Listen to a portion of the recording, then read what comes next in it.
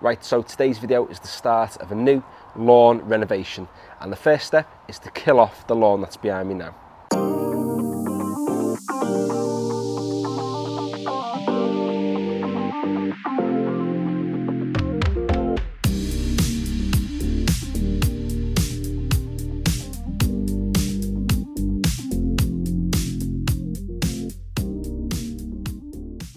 Some of you might think I'm a little bit mad for actually wanting to kill this lawn off, because it doesn't actually look too bad, and on camera it looks okay, but there are a few reasons as to why I want to start this lawn from scratch.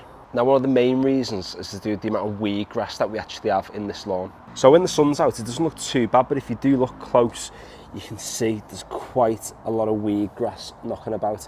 I've tried my best to manage it and maintain it this year, but it's just, you know, it's been a little bit of a battle, and particularly in this corner over here. I don't know why, when you get close, most of the grass is weed grass that's all knocking about here. So what I think's happened is, when I actually seeded this lawn from scratch last year, I didn't necessarily take care of any of the sort of the weed grasses that were coming through, and lots of those weed seeds end up getting into the lawn, and they've started to germinate now this year.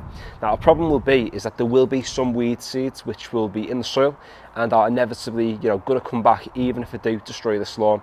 But by killing the lawn off completely, it gives us a bit of a fresh start, a fresh slate to actually seed another brand new lawn.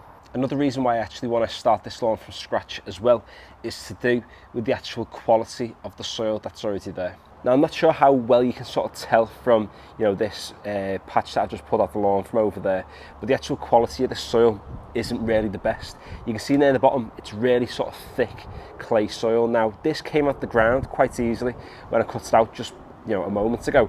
And the reason for that is because, you know, the past 3 weeks we've had nothing but rain, you know, non-stop, and that's enabled this clay to get quite moist. And this is what it'd sort of be like in the autumn, in the spring, in the winter, you know, when we have quite a lot of rainfall. However, in, you know, traditional summer conditions, when it's blazing hot, this clay becomes really, really dry, really hard, and it's just not really a great place for the grass to be growing. You can actually see up at the top, there is some nice topsoil that's there, which is more friable than, you know, the clay down at the bottom. But, you know, that was the topsoil from when we actually did the original levelling on this lawn last year, and it just wasn't enough topsoil in hindsight. I mean, don't get me wrong, you can grow grass comfortably in really thick clay soil like what I've got in my back lawn, and this is, you know, testament to, you know, the fact that you can get a half decent lawn. And you'll have seen, if you've, you know, watched any of my previous videos, that this lawn, you know, for most of the year does look really nice, but I guess those really hot summer months, the soil just really, you know, struggles to retain a lot of the moisture, a lot of the nutrients, just because of the nature of how heavy the actual clay is. I mean, this lawn hasn't had a cut in about 3 days now, but you can just see how long some of this grass is towards the front. And the reason why it's so long in patches like this is you can tell that the actual soil layer is so far below the actual wood here. So in some places it's about an inch and a half from, you know, where the wood actually is up at the top. So by bringing the soil layer up to the height of the wood, it'll mean I'll get a nicer cut around the perimeter of the lawn too. Now, if you had a lawn like this where it's really sort of like a heavy clay soil, then I wouldn't necessarily recommend killing the entire lawn off. I'd say, you know, get yourself some really good quality, decent topsoil, get it down, level it, and, you know, overseed the top, and some of the old grass will come through. It mixes some of the new grass. You'd have no issues with that. I've got a video on my channel from earlier this year when I actually did sort of like a similar project on my front lawn and also on my back lawn too. So I'll leave, you know, links to those in the description below, and there might be one or two on screen now. But the issue I'd have if I did that on this back lawn is the fact that there is so much weed grass there, and there's so many weed seeds already on the top of some of these weed plants, that if I just put topsoil over the top of this, all of those weed seeds are either going to germinate this year or they're going to wait till next spring, and the lawn will be absolutely riddled with weed grasses. So I am sad to see this lawn go, particularly for the next few weeks anyway, but hopefully it shouldn't take too long to get the new lawn established and up and running. So at this point you might be wondering, how are we actually going to kill off the lawn? And that's exactly what I'm going to go through now. So we're using the Roundup concentrate today to actually kill off the lawn. And this is really effective at actually, destroying the lawn completely. But you'd have to be really cautious when using a product like this. And the reason being is because if you have any plants knocking about in your garden like I do, or any of these shrubs that are, knocking about either side of, the retaining wall, then any of this product that actually gets onto those plants is going to do a massive amount of damage. So what you've got to do is do everything you can to protect any plants or any of the other, flora or fauna that's knocking around in your lawn before you actually apply any of this product to your lawn, because anything this comes into contact with is going to pretty much destroy. So I'm going to move any plants that are in pots such as this, get this out the way. And we've also got some dog toys knocking about too, so we're going to get rid of them, because we don't want any of the weed killer getting onto this, because you can make your pets very sick.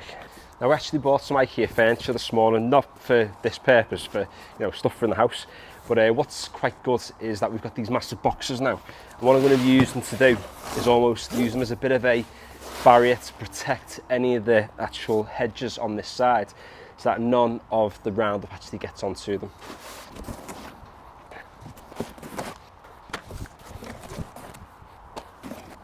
There we go, the shrubs are pretty much protected on this side. I don't want to get any on these stones here, because it could soak down into the soil below and actually damage the roots of the plants. So in terms of how you can actually apply a product like this, you can either use a watering can to apply the weed killer, which is a little bit harder, or you can use a knapsack sprayer, which might set you back about £30–35. But if we just turn to the instructions here, it says here down at the bottom, for lawn destruction, that you need about 40 mils of the product to treat around about 30 meters squared. Now, if you're looking at my space here now, it is definitely not 30 meters squared. It's around about 10 to 12 meters squared. So what I'm going to do is I'm going to cut this in half. So instead of putting 40 mil of the product into the sprayer, I'm going to put 20 instead. Now, that does say up at the top here with 1 litre of water, but if I put 1 litre of water in my knapsack sprayer, it's not going to get an even coverage across the lawn. So I might put a couple of litres in, which means I might put an extra 5 mil of this in, so it's not too diluted. And usually at this point I'd say it's fine, no one's going to die, and human wise no one's going to die, but I guess the grass will. You don't want to be putting too much, because it's going to take longer to degrade in the soil, but hey ho. And there's lots of warnings here about where not to use it, when not to use it, how not to use it, because you shouldn't be messing around with stuff like this, because it can be really damaging, like I said before, to any flora or fauna knocking about in your garden. Now, last thing to mention before we actually get on to the lawn with this, it says here that it degrades in the soil. So once you put this down, it does take around about 10 days to 2 weeks to actually degrade, and then that means you can get on with some new soil, with some new seed, and the new plants will grow nice and healthily in the lawn. And I just want to address one thing too, and that's, if you've been knocking around on my channel for a while now, or you've been a subscriber for some time, you know that recently I actually uploaded a video where I used this to kill the grass verge at the front of my house, and they had a couple of comments on that video about this product and how I actually had used it incorrectly.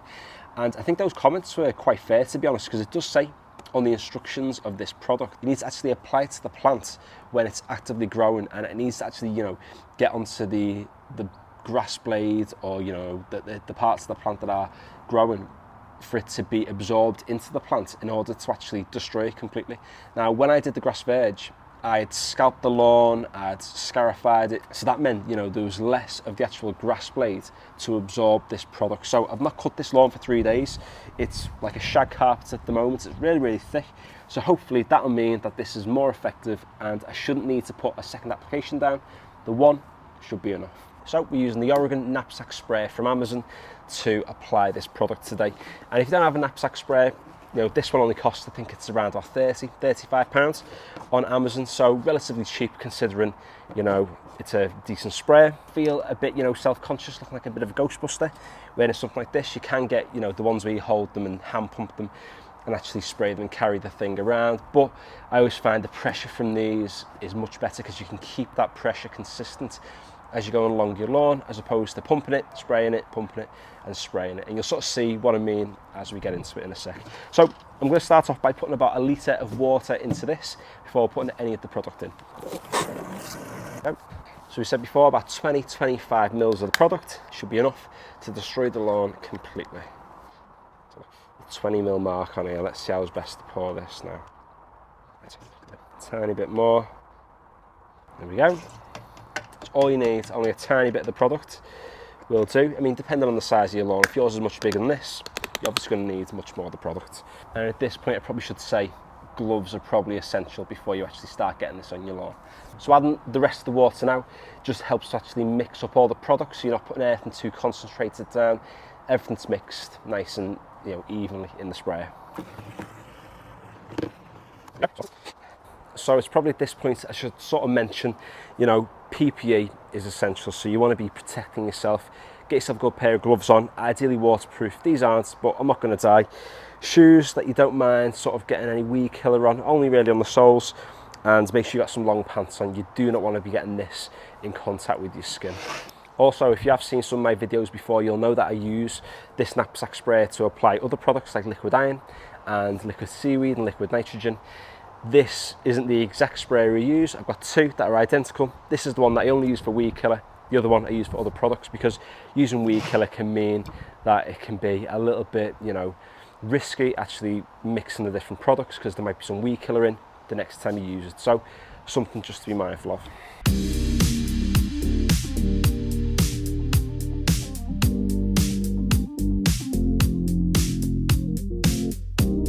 It's actually quite sad doing this, because at this point it's a little bit too late to go back, but it's for the greater good. The lawn's going to be looking much better in the coming weeks.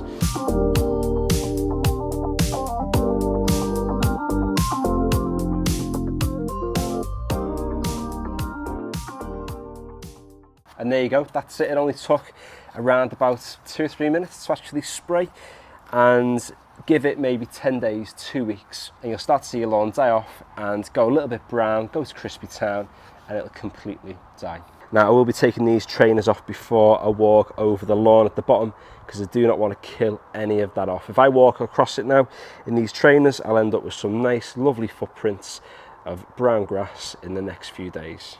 You might not see progress straight away, so please be patient, and eventually it will start to die back. So the reason I've waited till now to actually kill the lawn off is because we have a good 2 or 3 days of completely dry weather, so we've got no rain imminent. If you do have rain that comes within about 6 hours of applying this product, then it's not going to be as effective, and you'll definitely have to get on with the second application. So let's wait 10 days to 2 weeks and let's see what happens.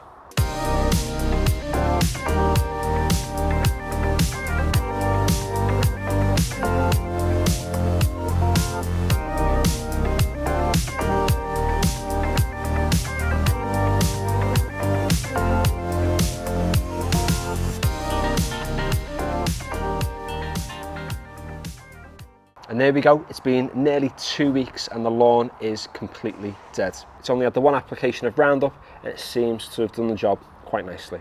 If at this point you have any weeds coming through, or any of your grass is still growing by some sort of miracle, then what you can do is get on with the second application, and that'll just mean the next step of the renovation might just be another week or 2 away.